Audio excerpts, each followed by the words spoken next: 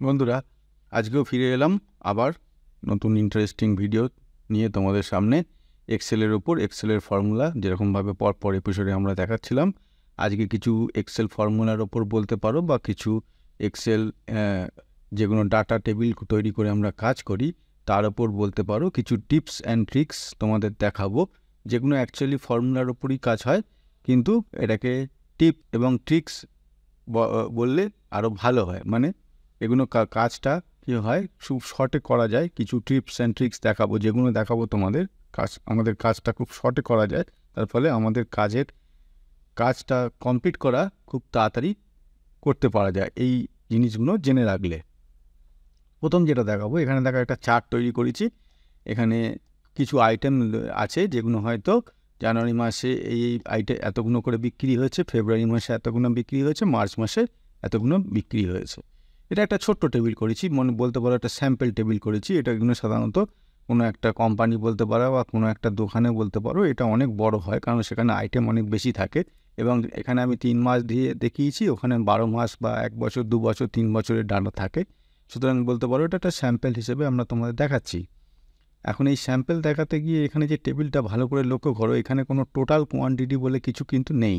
Total quantity কিছু নেই।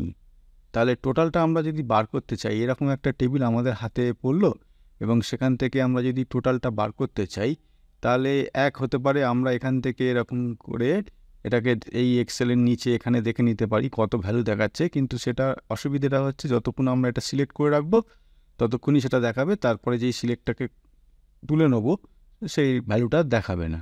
তাহলে এরকম যদি হয়, আমরা একটা কোনো ফর্মুলা এখানে পুট করতে পারি বা অ্যাপ্লাই করতে পারি, যেখানে টোটালটা আমরা শুধু এই আইটেম নেমগুলো এখানে টাইপ করব আর টোটাল ভ্যালুটা দেখিয়ে দেবে। যেমন এই যে পাশের টেবিলটায় দেখো, এটা আমি করেছি। এখানে আইটেম নেমটা লিখব, যা এখানে ধরো মাদারবোর্ড লিখলাম, দেখো এখানে ভ্যালুটা চেঞ্জ হয়ে যাচ্ছে, 370 এখানে টোটাল কোয়ান্টিটিটা দেখিয়ে দিচ্ছে। এরকম যদি করা যায় তাহলে কিভাবে করব, সেটা হচ্ছে এক্স লুকআপ ফর্মুলা দিয়ে।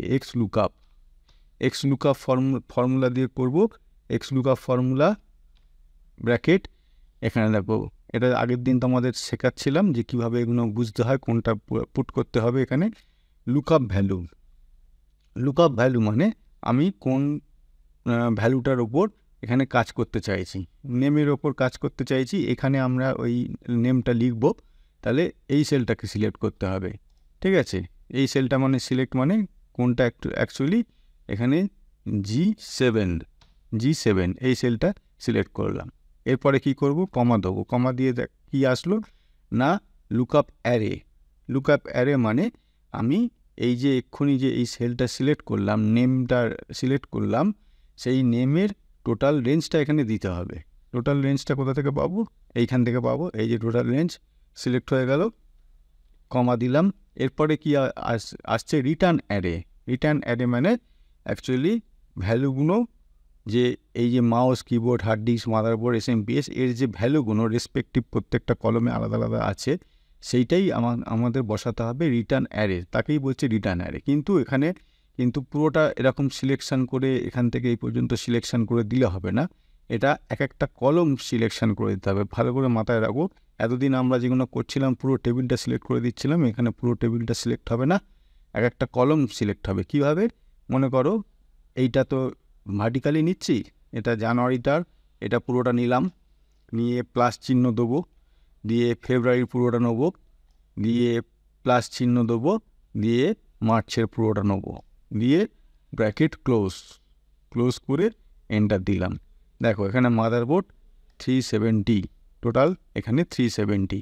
এখানে যদি আমি কিবোর্ড লিখি 310, দেখো এটা হচ্ছে 310, মিলে গেল। এরকমভাবে আমরা টোটাল বার করে নিতে পারি। মাউস 280, এইখানে 280।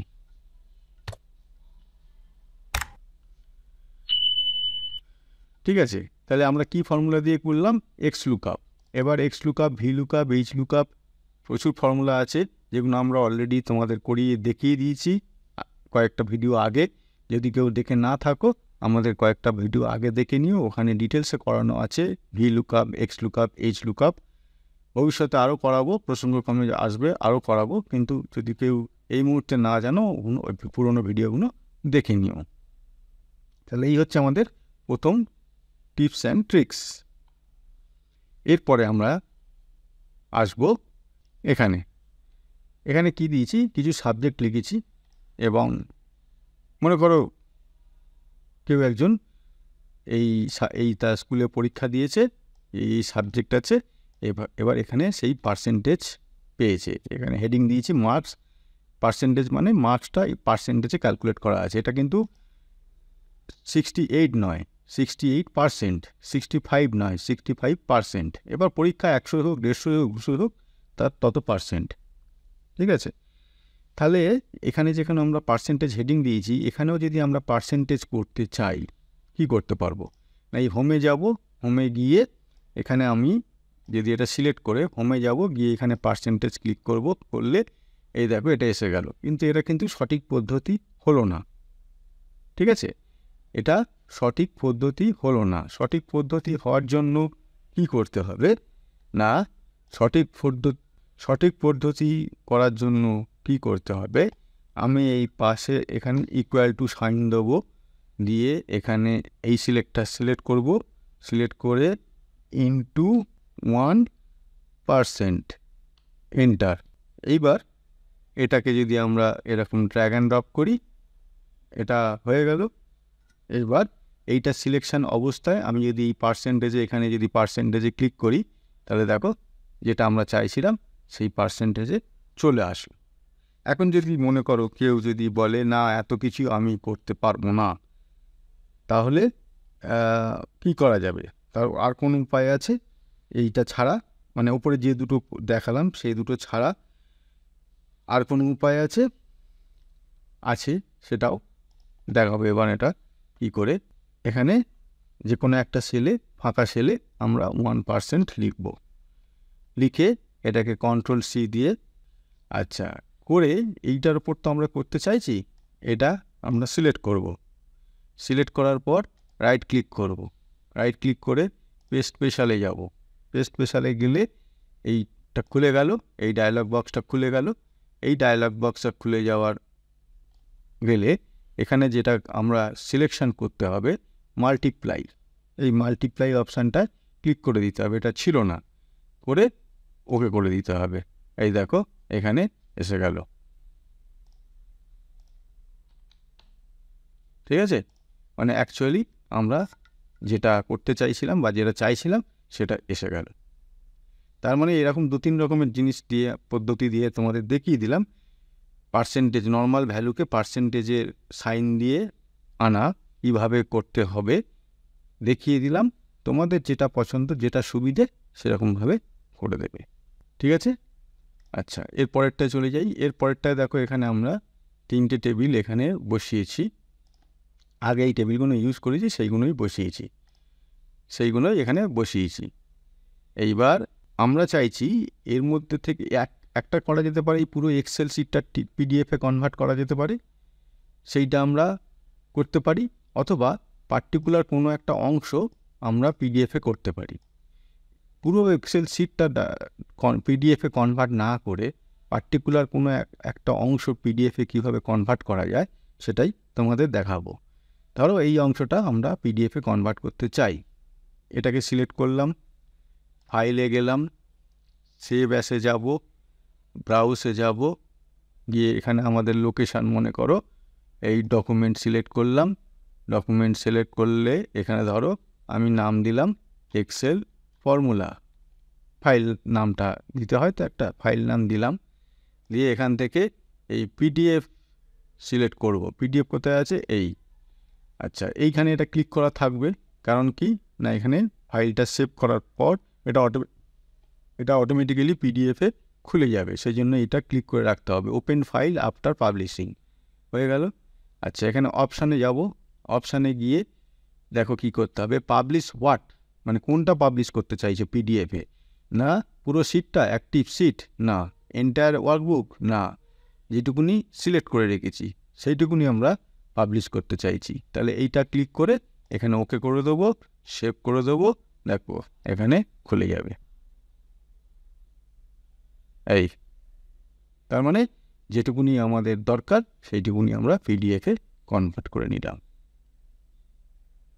কত সুন্দর! ঠিক আছে বন্ধুরা, দেখে নিলে তাহলে কীভাবে পিডিএফে কনভার্ট করা যায় পার্টিকুলার কয়েকটা রো বা কলম সিলেকশন করে। এরপরে আমরা দেখব একটা অন্য ধরনের জিনিস, এটাও খুব ইন্টারেস্টিং জিনিস। ধরো একটা কম্পিউটার সেন্টারে বা কম্পিউটার যেখানে বিভিন্ন কোর্স শেখানো হয় সেখানে বিভিন্ন স্টুডেন্ট ভর্তি হয়, তো সেইখানে স্টুডেন্টগুলোর নাম লিখেছি ABCD এরকম করে নাম লিখেছি। এবার তাদের এই সব কোর্সগুলো আছে। এইবার স্টুডেন্টের এন্ট্রি যখন হচ্ছে তাদের ডাটা শিটে, স্টুডেন্ট এন্ট্রি করার সময় আমরা কি দিই না, স্টুডেন্ট নেম দিই, সে কি কোর্সে ভর্তি হয়েছে সেটা দিই, আর কোন ব্যাচে সেটা ভর্তি হয়েছে সেটা দিই। এখানে সানডে, মানডে, টিউসডে এরমভাবে হতে পারে, বা টাইমিং দিয়ে হতে পারে, যেখানে যেরকম খুশি হতে পারে। এখানে সেটা দেখানোর বা জানার বড় কথা নয়। এটা আমি জাস্ট ফর এক্সাম্পল এখানে 1 2 3 1 2 এরমভাবে দিয়ে গেছি। এটা যে যার আলাদা আলাদা ফরম্যাট হবে। মেন যেটা দেখানো হচ্ছে এই জায়গাটা, এখানে আমাকে কি করতে হবে, মনে করো স্টুডেন্ট এ এই 5টার মধ্যে, যে কোনো 5টা কেন, আরও বেশি হয়, 10টা 15টা এরকম কোর্স একটা কম্পিউটার সেন্টারে শেখানো হয়। তাহলে এই স্টুডেন্টটা ওই অতগুলো কোর্সের মধ্যে থেকে কোনো একটা শিখেছে, এখানে এটা আমাদের টাইপ করে নিতে হবে। কম্পিউটার হার্ডওয়্যার না কম্পিউটার সফটওয়্যার না অফিস ম্যানেজমেন্ট না ইলেকট্রনিক্স না প্রোগ্রামিং না আরও যা আছে, হয় টাইপ করে যেতে হবে। ঠিক তেমনি স্টুডেন্ট বি এর ক্ষেত্রে এরকম টাইপ করে যেতে হবে, স্টুডেন্ট সি টাইপ করে যেতে হবে। মানে আমার বলার উদ্দেশ্য হচ্ছে সেটা হচ্ছে যে আমাদের বারবার টাইপিং করতে হবে। এতে আমাদের খাটনিও বেশি, সময়ও বেশি লাগবে। তাহলে উপায় একটা আছে, যেটা হচ্ছে আমরা এখানেও একটা রকম ফর্মুলা অ্যাড করে রাখতে পারি, যেটা আমরা অটো সিলেকশন আমরা করে দিতে পারবো। প্রত্যেকটা জায়গায় আমরা অটো সিলেকশন করে নিতে পারবো। কিভাবে করব? আমাদের এখানে এটা যেখানে কোর্স লেখার জায়গাটা যতদূর পর্যন্ত শুরু থেকে শেষ পর্যন্ত সিলেক্ট করতে হবে, করে ডাটায় যেতে হবে। এই যে ডাটা ট্যাবে যেতে হবে। ডাটা ট্যাবে ক্লিক করলাম, ক্লিক করে সোজা এখানে আসতে হবে ডাটা ভ্যালিডেশানে এখানে ক্লিক করতে হবে। ডাটা ভ্যালিডেশানে ক্লিক করার পর আমাদের এই যে ভ্যালিডেশন ক্রাইটেরিয়া, এখানে আমাকে অ্যালাউ করে দিতে হবে। এখানে বাই ডিফল্ট এনি ভ্যালু থাকে, এটা আমাদের করে দিতে হবে লিস্ট না, সেই যে লিস্টটা এখানে আমি অ্যালাউ করলাম, সেই লিস্টটা কোন লিস্ট সেটা চেনানোর জন্য এখানে আমাকে ক্লিক করে ফাঁকা জায়গায় ক্লিক করে ব্ল্যাঙ্ক জায়গাটায় ক্লিক করে, দেখো ব্লিঙ্কিং হচ্ছে এখন দেখতে পাচ্ছ, করে এই যে লিস্ট মানে এটাকে আমাকে সিলেক্ট করে দিতে পারে। তাহলে সিলেকশন করার পর দেখো ইকুয়াল টু ওই রেঞ্জটা এখানে চলে আসলো, আমি ওকে করে দিলাম। ব্যাস, দেখো স্টুডেন্ট এ আমি এখান থেকে অটোমেটিক এসে যাচ্ছে, কম্পিউটার হার্ডওয়্যার সিলেক্ট করলাম। স্টুডেন্ট বি সে হয়তো কম্পিউটার সফটওয়্যার ভর্তি হয়েছে। স্টুডেন্ট সি সে হয়তো কম্পিউটার অফিস ম্যানেজমেন্ট ভর্তি হয়েছে। স্টুডেন্ট সি ইলেকট্রনিক্স ভর্তি হয়েছে। স্টুডেন্ট ই প্রোগ্রামিংয়ে ভর্তি হয়েছে। বা এটা আমাকে হয়তো চেঞ্জ করতে হলো, এখানে আমি চেঞ্জ করে দিলাম। কত সহজে ইজিলি হয়ে গেল। তার মানে আমরা এক্সেল শিটে যদি এরকম করে নিতে পারি, অটোমেটিকলি এখান থেকে আমরা সিলেকশনটা করে নিতে পারবো। আমাদের টাইপ করে বেকার খাটতেও হবে না, বেকার সময়ও যাবে না। কিন্তু একটা কথা মাথায় রাখবে, এই যে অপশানটা দেখালাম তোমাদের, এটা কিন্তু অফিস 365-এই অনলি অ্যাভেলেবেল। এটা মাথায় রাখতে হবে, সব জায়গায় পাবে না এটা। আচ্ছা, এরপরে আমরা আসবো এইখানে। মনে করো কারো একটা দোকান আছে, দোকানে বিভিন্ন আইটেম থাকে। বই বিক্রেতা, বইয়ের দোকানে তো বই থাকে না, বই ছাড়া পেন এটা ওটা সেটা অনেক কিছু থাকে।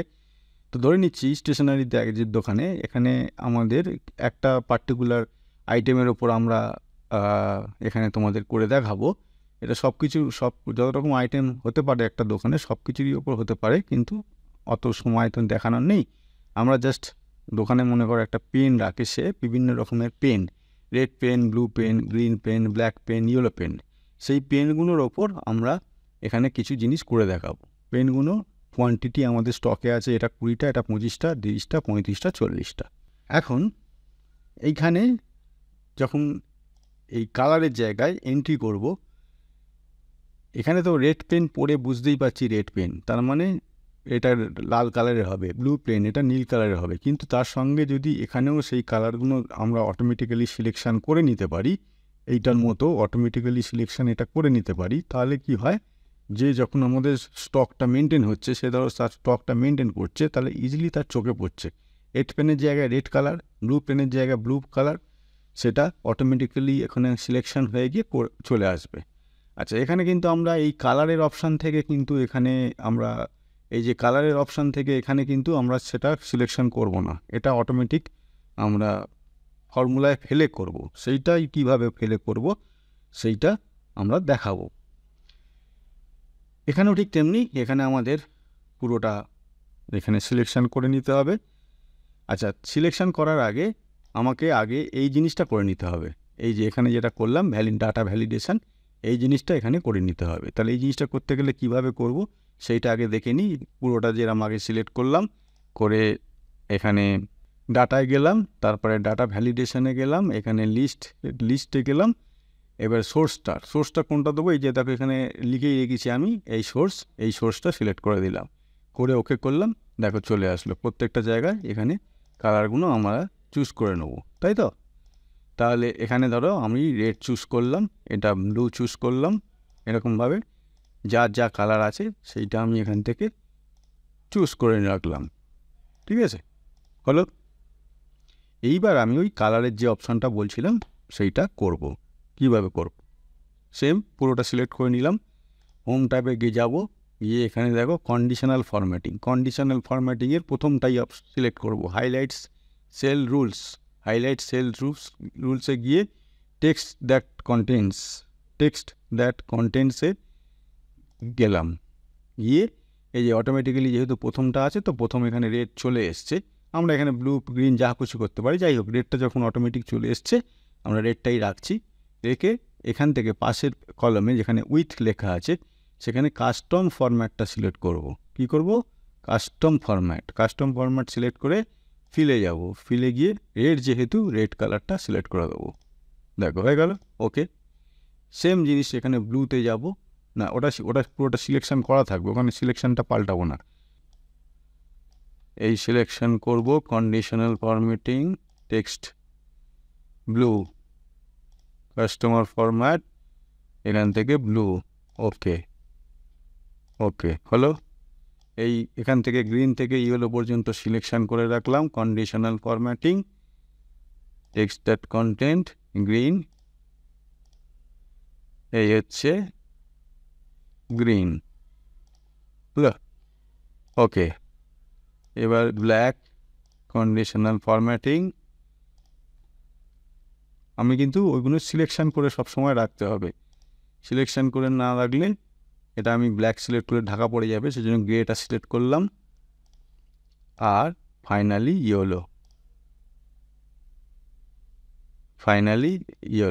ইয়েলোটা এখানে যেহেতু সিলেক্ট প্রথম ওইটা, সেটা প্রথমে ওই জন্য লেখাটা দেখিয়ে দিচ্ছে, আমাদের আর আলাদা করে সিলেক্ট করতে হচ্ছে না, ইয়েলো। ঠিক আছে, তাহলে এখান থেকে আমি যদি এখন গ্রিন সিলেক্ট করি, প্রত্যেকটা সিলেকশন করা থাকা অবস্থায় আবার নতুন করে করতে হবে।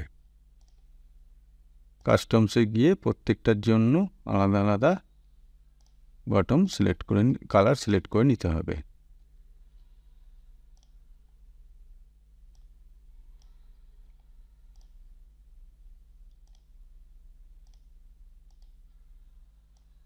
এটা হচ্ছে ব্ল্যাক, গ্রে সিলেক্ট করব, ব্ল্যাক সিলেক্ট করলে ওটা বোঝা যাবে না। হয়ে গেল ইয়েলো। বাকি লাস্ট যেটা করব সেটা হচ্ছে ইয়েলো।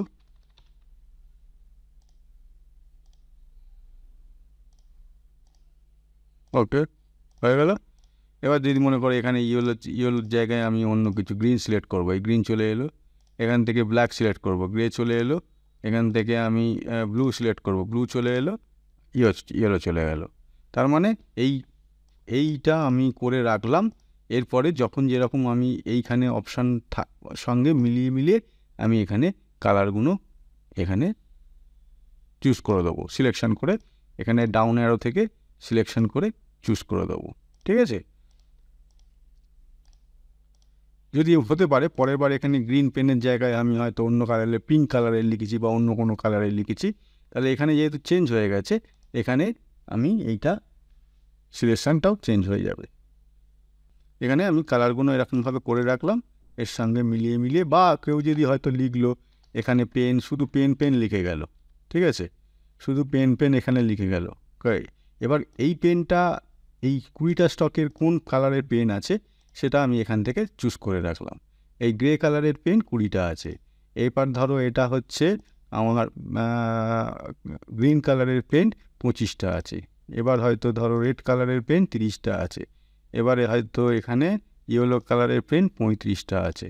এখানে ধরো ব্লু কালারের পেন 40টা আছে। এরকমভাবে সিলেকশন করে রাখলাম যাতে আমাদের কালার দেখে বুঝতে সবই সুবিধে হয় যে কোন ইঙ্কের পেন কতগুলো আছে, ব্লু ইঙ্কের পেন কত আছে, গ্রিন ইঙ্কের পেন কত আছে, রেড ইঙ্কের পেন কত আছে, এরকমভাবে। কারণ স্টক প্রতিদিন বিক্রি হচ্ছে, স্টক তো প্রতিদিন চেঞ্জ হবে, সেই হিসেবে এখানে কালার দেখে আমরা বুঝে যাব কোন পেন কত আছে।